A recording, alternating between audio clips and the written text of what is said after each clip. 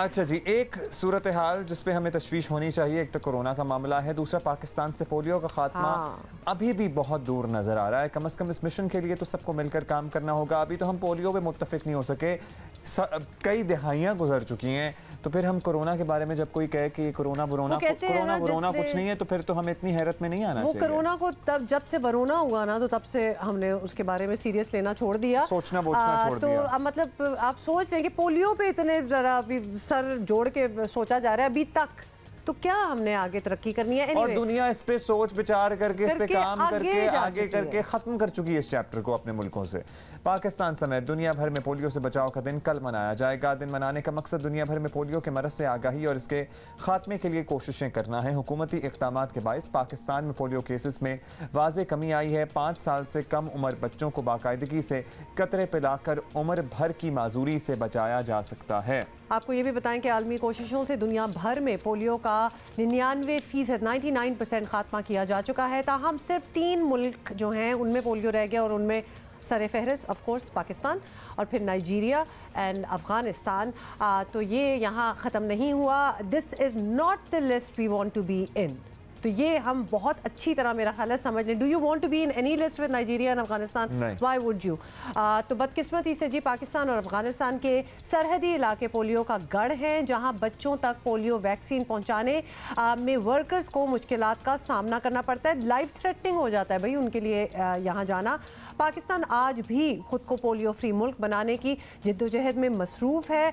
5 साल से कम उम्र बच्चों को बाकायदगी से पोलियो के कतरे पिलाने से इस मर्ज से बचाया जा सकता है, और इस बात को समझ लें प्लीज़, और इस बात को आगे एडवोकेट भी किया करें। जो आपके रिश्तेदार, आपके दोस्त जिनके बच्चे छोटे हैं, उनको भी समझाया करें। तहरीक इंसाफ की रुकन कौमी असम्बली और पार्लिमानी सेक्रेटरी बराए वजारत मनसूबाबंदी और तरक्की कमल शौज़ब साहिबा ने हमें ज्वाइन किया है। कमल साहिबा, दुनिया भर में कामयाबी से ख़त्म कर दिया जाने वाला पोलियो का मरज़ पाकिस्तान में आज भी है।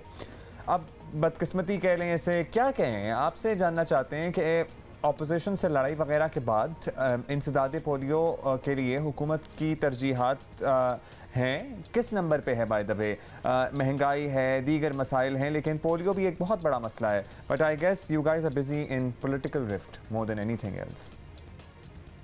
बिस्मिल्लाहिर्रहमानिर्रहीम, thank you very much ji. देखें, पोलियो जो है वो आपने बिल्कुल ठीक कहा, ये वाकई बदकिस्मती है, और ये बदकिस्मती उस वक्त शुरू हुई जब इस मामले को, इस जो डिज़ीज़ है, इससे लड़ाई को एक पॉलिटिकल रुख दे दिया गया।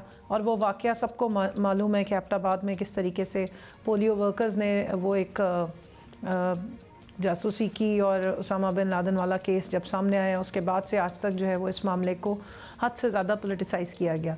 अपोजिशन से लड़ाई अपनी जगह पे वो पॉलिटिकल जंग है, वो उसकी वो और चीज़ें हैं, लेकिन ये हमारी कौम की बका, हमारे बच्चों की सेहत और उनकी ज़िंदगी का मामला है, और ये प्रायोरिटीज़ में से टॉप लेवल पे है। और हुकूमत, ना सिर्फ हुकूमत बल्कि अपोजिशन, हर कोई कोशिश मिल के करे ताकि इस वबा से, इस बीमारी से पूरा मुल्क जो है वो आज़ाद हो। और ये बड़ा अनफॉर्चुनेट है कि दुनिया में 2 से 3 ममालिक हैं जो सिर्फ अभी तक पोलियो जहाँ मौजूद है, और उसमें बदकिस्मती से पाकिस्तान भी मौजूद है। अच्छा जी, कमल साहिबा ये भी बता दें, ऑब्वियसली ये एक ऐसा मामला है जिस तरह आपने you rightly said as well कि जिसमें पूरे मुल्क को इकट्ठा होकर लड़ना है और इस बीमारी का खात्मा करना है, और हो भी सकता है, वेरी डूएबल। तो क्या हुकूमत के पास इस वक्त जो वसाइल हैं वो इंसदाद पोलियो के लिए काफ़ी हैं आपके ख्याल में, या मज़ीद अहमियत देने की ज़रूरत है? देखिए, आपने बिल्कुल ठीक कहा है, इसमें सबको ऑन बोर्ड होना ज़रूरी है, इसमें यक ज़ुबान होना बहुत ज़रूरी है, इसमें एक बात जानी और एक स्टांस और एक जैसा जज्बा होना ज़रूरी है। जहाँ तक वसाइल की बात है, वसाइल का इशू एज सच नहीं है।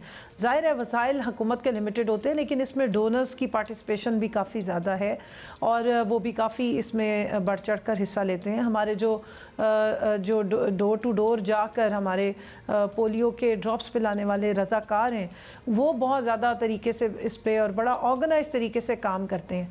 मसला सारा इस जो मुहिम है उसको नाकाम करने के लिए जो काउंटर अटैक्स किए जाते हैं, जो फेक न्यूज़ फैलाई जाती है, जो गलत बातें फैलाई जाती हैं, दवाई से रिलेटेड मिसकॉन्सेप्शंस फैलाए जाते हैं, उसको ख़त्म करने की ज़रूरत है। और वो मेरे ख़्याल में हर शहरी की एक ज़िम्मेदारी है।